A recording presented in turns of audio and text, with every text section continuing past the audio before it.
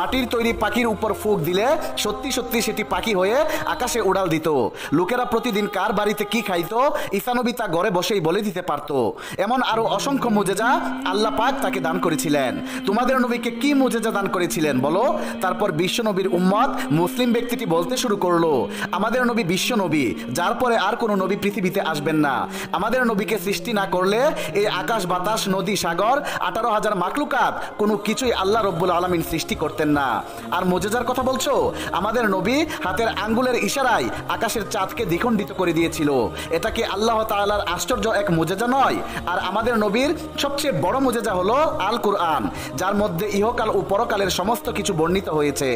আর কুরআন হলো আল্লাহর বাণী, যেখানে স্বয়ং আল্লাহ পাকের কথাগুলো লিপিবদ্ধ করা হয়েছে। আর এই পবিত্র কুরআন শরীফ আমাদের নবীর উপর নাজিল করা হয়েছে। এর চেয়ে বড় মুজেজা আর কি হতে পারে?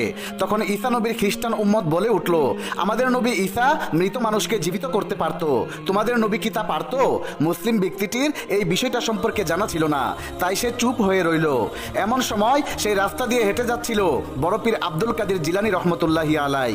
বড় পীর যখন লক্ষ্য করলো দুইজন ব্যক্তির মধ্যে কি বিষয় নিয়ে যেন তর্ক হচ্ছে, তখন গাউসে পাক তাদের কাছে আসলো। বড় পীরকে দেখে মুসলিম ব্যক্তিটি আনন্দে লাফিয়ে উঠলো এবং খ্রিস্টান ব্যক্তিটিকে উদ্দেশ্য করে বলল, এই যে এসেছে আমাদের বড় পীর, এইবার দেখবো তোমার কত ক্ষমতা।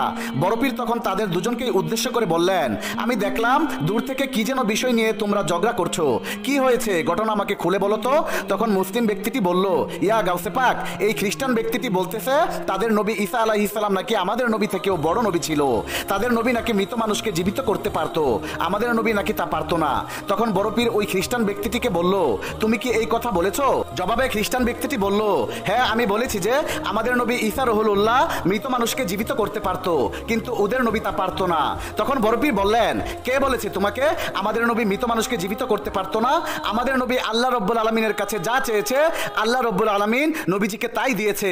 আমাদের নবীও মৃত মানুষকে আল্লাহর কুদরতে জীবিত করেছেন, আর এটার জন্য তো আমার নবীর দরকার নেই, আমি তার একজন নগণ্য উম্মত। তুমি দেখতে চাও তার উম্মতকে আল্লাহ পাক কত পাওয়ার দিয়েছেন? তুমি বলো কোন কবর থেকে কোন মানুষটাকে জীবিত করতে হবে, আমি করে দেখাবো তোমাকে।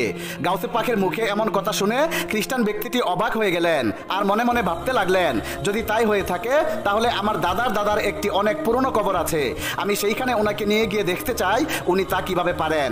এরপর খ্রিস্টান ব্যক্তিটি বড় পীরকে বললেন, তাইলে চলুন আমি আপনাকে একটি কবরে নিয়ে যাব, আপনি সেই কবরের মানুষকে জীবিত করে দেখাবেন।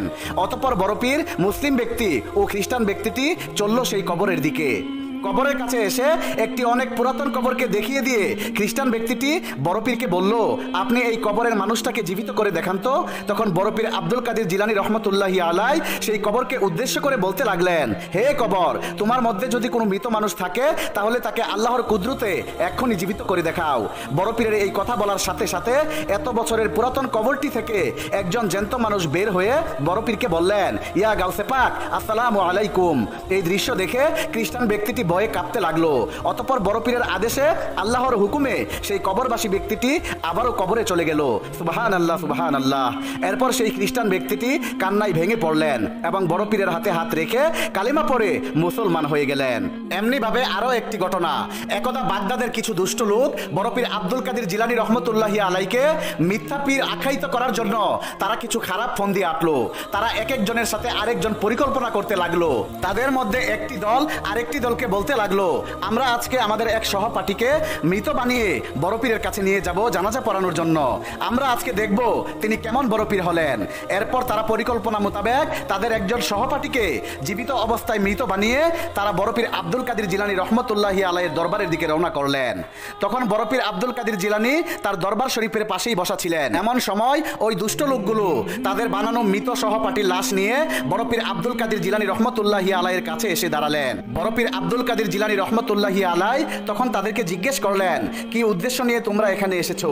তখন তাদের মধ্যে একটি দল বড় পীরকে বললেন, হে বড় পীর, আমাদের সহপাঠীদের মধ্যে একজন বন্ধু আজকে মারা গিয়েছে, আমরা তার জানাজা পড়ানোর জন্য আপনার কাছে এসেছি। সে আমাদের অনেক কাছের একজন সহপাঠী ছিল, তার আকস্মিক বিদায়ে আমরা অনেক ভেঙে পড়েছি, তাই আমরা সকলে মিলে সিদ্ধান্ত নিয়েছি তার জানাজার নামাজটা আপনি নিজে পড়াবেন। তখন বড় পীর আব্দুল কাদের জিলানী রহমতুল্লাহি আলাই কিছুক্ষণ ভেবে তাদেরকে বললেন, আমি কি কোনো জীবিত মানুষের জানাজা পড়াবো না মৃত মানুষের জানাজা পড়াবো? তখন তাদের মধ্যে একটি দল বলল, আপনি কেমন পীর হলেন? আপনি কি জানেন না জানাজা মৃত ব্যক্তির পড়াতে হয়? তখন বড় পীর আব্দুল কাদের জিলানী রহমতুল্লাহি আলাই তাদেরকে বললেন, ঠিক আছে, তোমরা সবাই প্রস্তুতি গ্রহণ করো, আমি এক্ষুনি তার জানাজার নামাজ পড়াবো।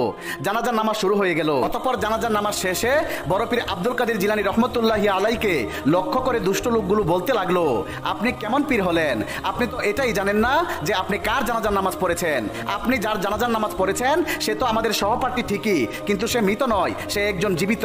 আমরা আপনাকে পরীক্ষা করার জন্য তাকে মৃত সাজিয়ে নিয়ে এসেছি জানাজার নামাজ পড়ানোর জন্য, কিন্তু আপনি তো কিছুই বুঝতে পারলেন না, অথচ আপনি নিজেকে অনেক বড় পীর দাবি করেন। আপনি তো একজন জীবিত মানুষের জানাজা পড়লেন। তখন বড় পীর আব্দুল কাদের জিলানী রহমতুল্লাহি আলাই ওই লোকদের উদ্দেশ্য করে বলতে লাগলেন, আমি তো মৃত মানুষেরই জানাজা পড়েছি, কোনো জীবিত মানুষের তো নয়। তোমরা বিশ্বাস না হলে চেক করে দেখতে পারো। বড় পীরের মুখে এই কথা শুনে দুষ্ট লোকের দলেরা অত্যন্ত অবাক হয়ে গেল। এরপর তাদের মধ্যে একটি দল তাদের সহপাঠীর কাছে গিয়ে তাকে ডাকতে লাগলো, কিন্তু কোনো সারা শব্দ না পেয়ে তারা মুখ খুলে দেখলো তাদের সহপাঠী বন্ধু দুনিয়া ছেড়ে সত্যি সত্যি বিদায় হয়ে গেছে। এই দৃশ্য দেখে তারা সবাই সেখানে কান্নায় লুটে পড়লো। অতঃপর তারা বড় পীর আব্দুল কাদের জিলানী রহমতুল্লাহি আলাইকে লক্ষ্য করে বললেন, হে বড় পীর, আমরা ভুল করেছি, আমরা অন্যায় করেছি, আমরা আপনাকে পরীক্ষা করতে এসেছিলাম, কিন্তু এসে যা দেখলাম সত্যি আমরা অবাক হয়ে গেলাম। আমরা এতদিন জানতাম আপনি আল্লাহর কুদরতে মৃত মানুষকে জীবিত করতে পারেন, কিন্তু আজকে দেখলাম আপনি আল্লাহর কুদরতে জীবিত কেউ মৃত বানিয়ে ফেলতে পারেন। হে গাউসে পাক, আপনি সত্যি সত্যি আল্লাহর বড় একজন ওলি। আমরা আপনাকে আজ থেকে মনে প্রাণে বিশ্বাস করলাম। সুবহানাল্লাহ, সুবহানাল্লাহ। প্রিয় বন্ধুরা, আল্লাহ পাক রব্বুল আলামিন পবিত্র কোরআনে ঘোষণা দিয়েছেন, আমার ওলি আউলিয়াদের সাথে যারা ভুল ত্রুটি ও বেয়াদবি করবে আমি আল্লাহ নিজেই তাদের বিরুদ্ধে যুদ্ধ ঘোষণা করব। সুবহানাল্লাহ।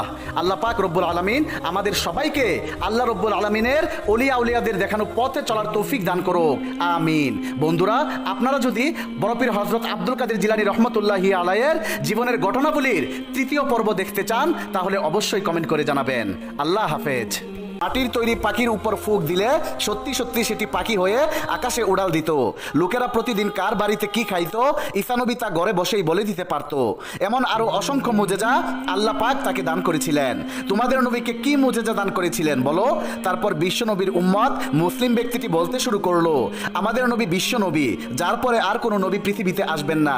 আমাদের নবীকে সৃষ্টি না করলে এই আকাশ বাতাস নদী সাগর 18,000 মাখলুকাত কোনো কিছুই আল্লাহ রব্বুল আলামিন সৃষ্টি করতেন না। আর মুজেজার কথা বলছো? আমাদের নবী হাতের আঙ্গুলের ইশারায় আকাশের চাঁদকে দ্বিখণ্ডিত করে দিয়েছিল। এটা কি আল্লাহ তাআলার আশ্চর্য এক মুজেজা নয়? আর আমাদের নবীর সবচেয়ে বড় মুজেজা হলো আল কুরআন, যার মধ্যে ইহকাল ও পরকালের সমস্ত কিছু বর্ণিত হয়েছে। আর কুরআন হলো আল্লাহর বাণী, যেখানে স্বয়ং আল্লাহ পাকের কথাগুলো লিপিবদ্ধ করা হয়েছে। আর এই পবিত্র কুরআন শরীফ আমাদের নবীর উপর নাজিল করা হয়েছে। এর চেয়ে বড় মুজেজা আর কি হতে পারে? তখন ঈসা নবীর খ্রিস্টান উম্মত বলে উঠল, আমাদের নবী ঈসা মৃত মানুষকে জীবিত করতে পারত, তোমাদের নবী কি তা পারত? মুসলিম ব্যক্তিটির এই বিষয়টা সম্পর্কে জানা ছিল না, তাই সে চুপ হয়ে রইল। এমন সময় সেই রাস্তা দিয়ে হেঁটে যাচ্ছিল বড় পীর আব্দুল কাদের জিলানী রহমতুল্লাহি আলাই। বড় পীর যখন লক্ষ্য করলো দুইজন ব্যক্তির মধ্যে কি বিষয় নিয়ে যেন তর্ক হচ্ছে, তখন গাউসে পাক তাদের কাছে আসলো। বড় পীরকে দেখে মুসলিম ব্যক্তিটি আনন্দে লাফিয়ে উঠল এবং খ্রিস্টান ব্যক্তিটিকে উদ্দেশ্য করে বলল, এই যে এসেছে আমাদের বড় পীর, এইবার দেখবো তোমার কত ক্ষমতা। বড় পীর তখন তাদের দুজনকে উদ্দেশ্য করে বললেন, আমি দেখলাম দূর থেকে কি যেন বিষয় নিয়ে তোমরা ঝগড়া করছো, কি হয়েছে ঘটনা আমাকে খুলে বলো তো। তখন মুসলিম ব্যক্তিটি বলল, ইয়া গাউসে পাক, এই খ্রিস্টান ব্যক্তিটি বলতেছে তাদের নবী ঈসা আলাইহিস সালাম নাকি আমাদের নবী থেকেও বড় নবী ছিল, তাদের নবী নাকি মৃত মানুষকে